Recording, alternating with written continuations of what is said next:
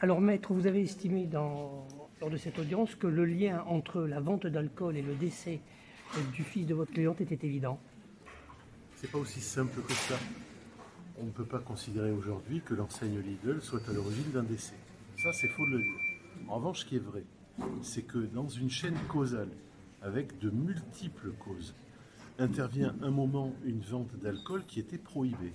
Et quand on sait que l'auteur des faits, même de manière involontaire, qui a causé la mort de l'enfant de ma cliente, était alcoolisé, on ne peut que faire un lien. Et que s'indigner de ce que ces gamins-là, parce que on parle de mineurs dans la loi, mais moi je vais parler de gamins, qui, en goguette et sur leur scooter, sont allés chercher en toute impunité de l'alcool dans une enseigne qui, a priori, n'aurait pas dû leur en vendre. Voilà, c'est ça en fait.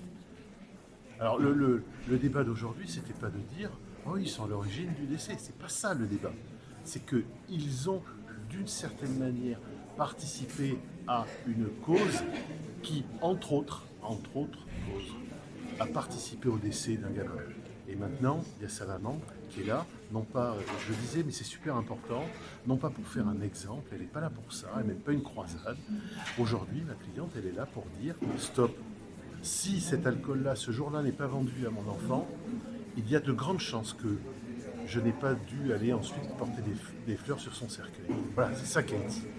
L'enseigne dit qu'elle a pris toutes les précautions qu'elle pouvait prendre, elle a formé ses salariés, il y a un petit message qui s'affiche sur la caisse au moment de la vente. Oui. Elle dit qu'elle ne peut pas faire plus que ce qu'elle met déjà en Oui, place. oui, comme dans le Ça vous royaume paraît- du but, il n'y a pas de problème.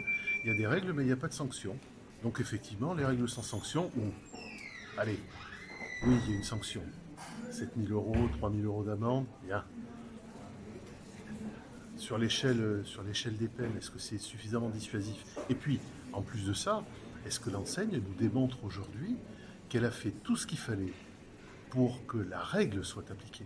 C'est une chose de décréter qu'il y a des règles, mais c'est une autre chose de voir qu'elles soient appliquées. Et ça, c'est quand même aussi le nœud du problème. Parce qu'à ce compte-là, on peut laisser les textes dans les terres en disant ils existent, il faut les respecter.